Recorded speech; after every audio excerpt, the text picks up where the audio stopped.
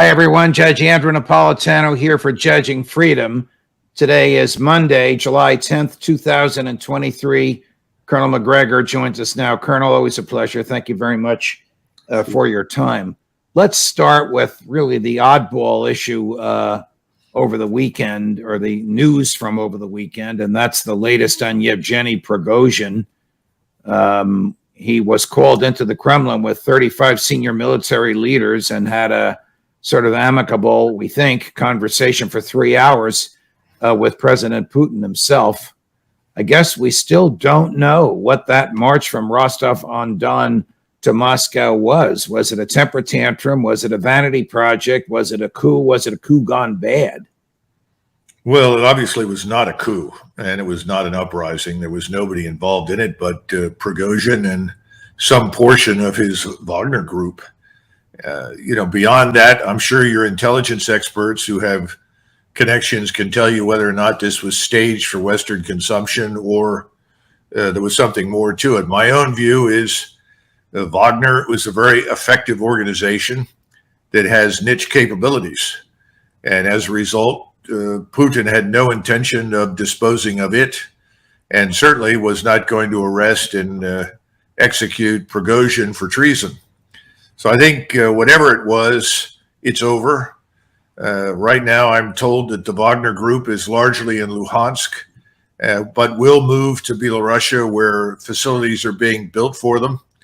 And Prigozhin has been reported to be back in Petersburg. So I think this turned out to be a nothing burger for the West, but I do think it had an impact on Putin insofar as it alerted him to some of the discontent at the top of the Russian military establishment.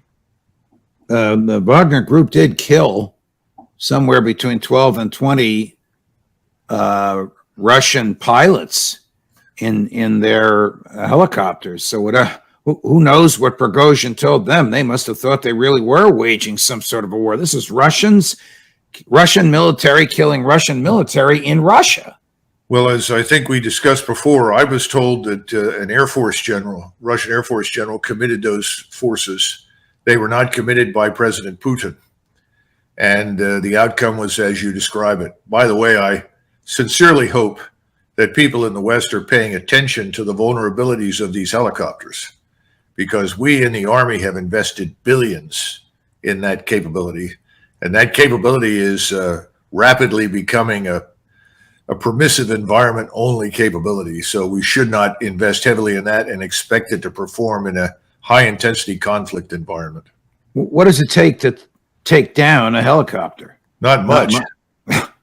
Listen, if you get close enough, you can knock it down with a rock. The problem with helicopters is they're very fragile. And at one point in time, they were stealthy and hard to identify and hard to find. That's no longer the case. And almost any shoulder-fired air defense weapon, any radar-guided gun system will annihilate them long before they get a chance to fire anything that's really lethal.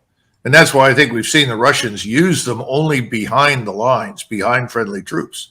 And here's Wagner, which is largely, but not exclusively, infantry-centric. They obviously had air defense weapons, and they shot them. Over the weekend, President Erdogan of Turkey more or less betrayed President Putin by calling for and saying he'd be in favor of Ukraine joining NATO. And now in the past half hour, he has said he will go along with Sweden joining NATO. I mean, these are two profound turnabouts and direct confrontations to his former friend, Vladimir Putin. Well, let's understand Mr. Erdogan and his view of life, which President Putin certainly understands. And that is that Mr. Erdogan is first and foremost about Turkish interests. And what is in Turkey's interests usually drives his decision-making. Secondly, and a very close second, by the way, he's concerned with Islamic interests, the extension of Islamic influence, power, and people. So those two things are uppermost in his mind. If he makes a decision to go along with something like this, then there's a benefit to Turkey and to Islam. I think in the case of Sweden, he was lobbying very hard behind the scenes for guarantees or promises that Turkey would be admitted to the European Union. Now, I'm a little surprised if he got those promises, because I think it's widely known in Europe that if Turkey were to enter the European Union, you would see an exodus of several large states out of the European Union, because opening the borders to the Turks would invite a flood of people looking for employment, and in many cases looking to settle. They've already got more of the Muslims from Turkey, the Middle East, and North Africa than anybody wants, to be blunt. And so I find that hard to believe. But if he were promised that, the danger over the long term is that Germany, Austria, Italy, France would all consider leaving the EU. Does the EU have a rule of unanimity the way NATO does? You know, I don't know. It could. It may well have that. Usually they've hidden behind conditions regarding rule of law, judicial processes, human rights, so forth and so on, democratic norms, and those things have been used to keep the Turks out. Again, what we face today and what Erdogan is exploiting, to be blunt with you, are two conditions in NATO. One is desperation. Desperation has set in because it's obvious to everyone that Ukraine is lost. Ukraine is really on the ropes in the worst sense of the matter. It's a catastrophe. And then secondly, disintegration. NATO is falling apart behind the scenes. There's no unanimity for anything except we don't want a war with Russia. And of course, the United States and Great Britain are pushing hard for that war with support from, of all people, the Poles and Lithuanians. But I rather doubt that the Latvians, Estonians, Slovaks, Hungarians, Romanians want to go down that path. For that matter, nobody else in the West. Well, we know that President Orban of Hungary will block any material expansion of NATO. I don't know if he has a veto power in the EU. You just mentioned that the Ukrainians are destined to lose the war, a view that you have articulated and substantiated many, many times, along with many of our other colleagues. Jack Devine, of course, has a different view. Here's what he said when I asked him just a few minutes ago. He accused me of goading him just to get this clip for you. He can be a pretty funny guy. I won't even tell you what the viewers say about him. It's so harsh that I just couldn't articulate it. But here's my question to Jack on this very topic, and here's his answer to you just a few minutes ago, Colonel. Do you think that the Ukrainian forces can drive the Russians out of Ukraine? What I've said all along is just hold them and they will collapse of their own. Just hold them. They don't have to drive them out. That's an American view. Drive them out. I'm saying you hold them and Putin will fall and you'll cut a new deal. I've been consistent, editorials, discussion. Driving them out. Will they be able to regain their territories? I believe that that's a possibility. Not a probability, possibility. What do you think? Sounds like he's weakened on the margins there. Now it's a possibility, not a probability. It's a non-possibility, and the probability is zero.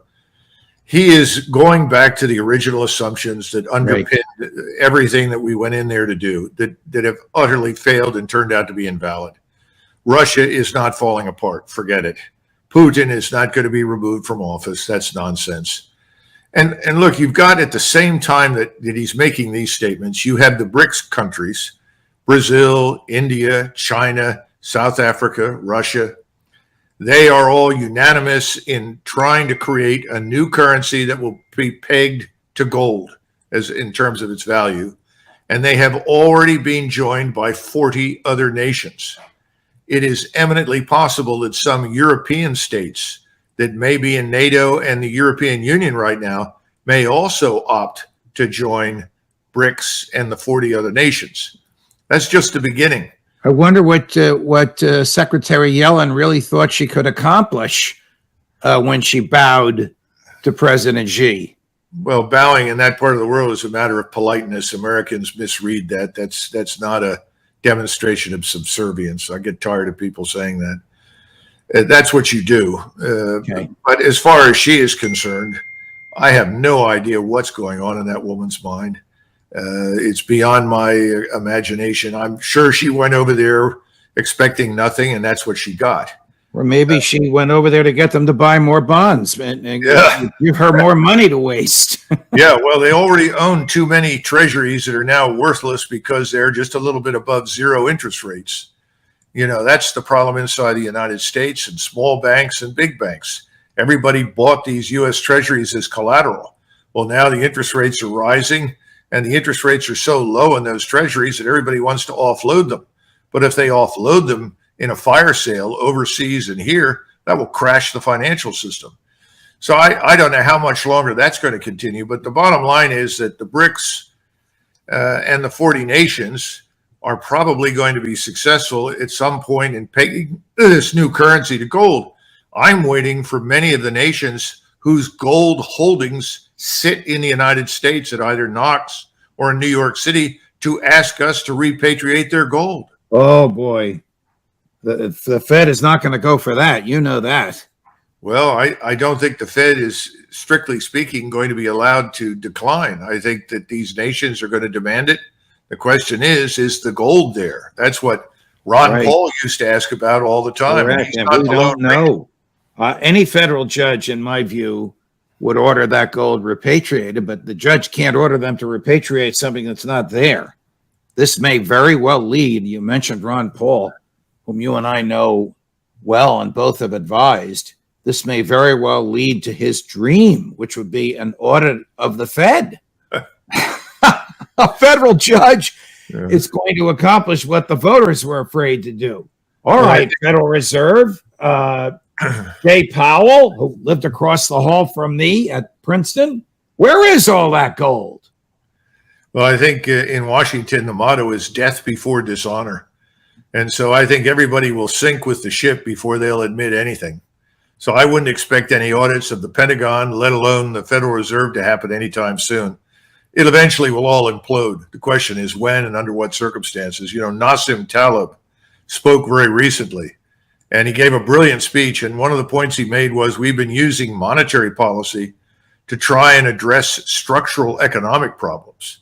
He said, you can't do it. It won't work. Then he went on to talk about the rising interest rates and the continuous unfortunate habit of adding to the money supply. Right. His point was, you don't have to look very far to find Armageddon. It's staring you in the face. Now, nobody wants to admit that in Washington. Everybody wants to say debt doesn't matter, and you know the rest of the arguments. Right. Of course. Nothing will change for years. Right. But I think we're on that trail. And again, this goes back to my 2 points. Two things we got to keep in mind. Everything happening now relates to desperation and disintegration. Washington is desperate. London is desperate. Kiev is desperate. There's no easy way out other than to say, look, we've got to stop. This can't be done. We have to settle for talks, and we'll have to take what we can get because we're not in a position to dictate anything. Sending more things over there changes nothing. It's too late. It's done. The debt is everything, of course, is where the Congress is now. There were most of the Republicans, nearly all the Democrats. I think Bernie Sanders voted against the new debt bill because there wasn't enough debt in it, but all the others voted for it. It's a terrible state of affairs that we're in. Colonel, is switching gears. Are cluster munitions, are the use of cluster munitions in a potentially civilian environment the commission of the war crimes?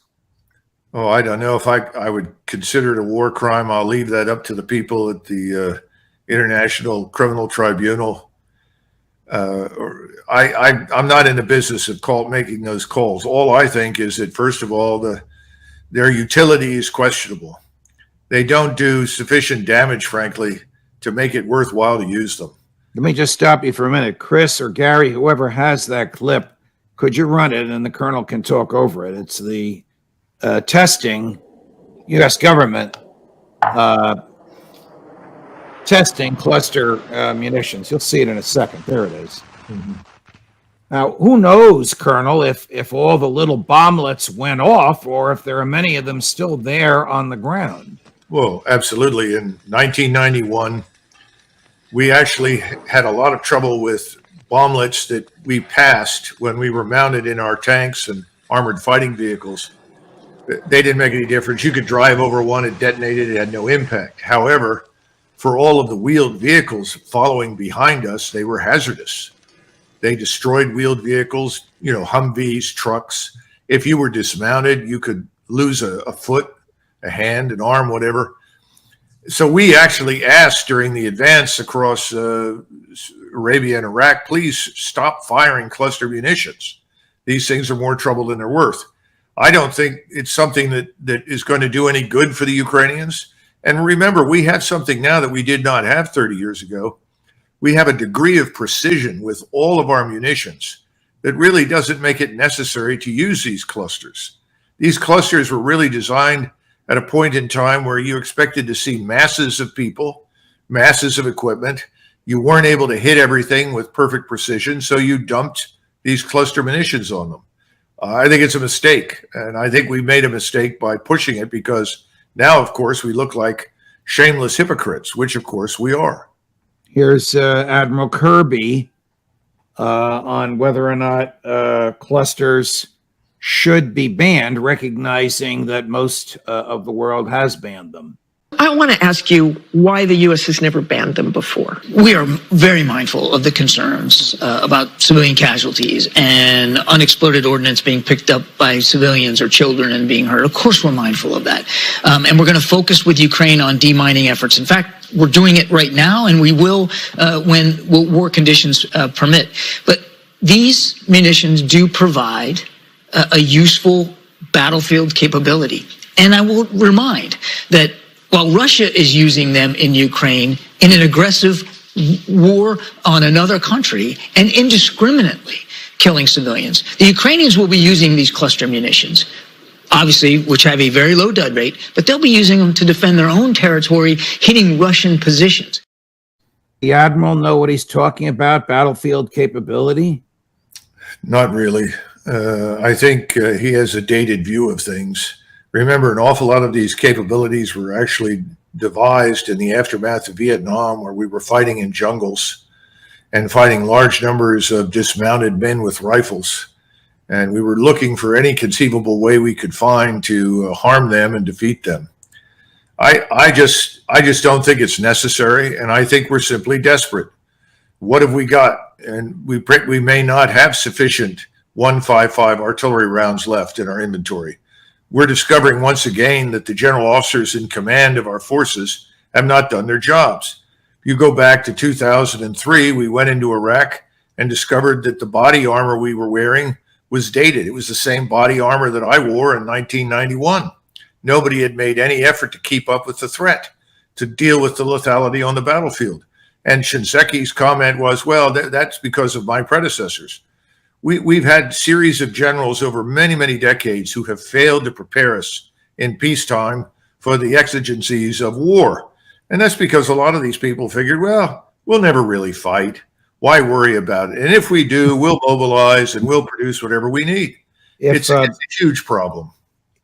Should Secretary of Defense Austin resign because he is allowing the White House to tell him to deplete artillery rounds to such an extent that we don't have them anymore for our own use? God forbid that we need it, or to give away to the Ukrainians. So now we're giving away something that kills indiscriminately.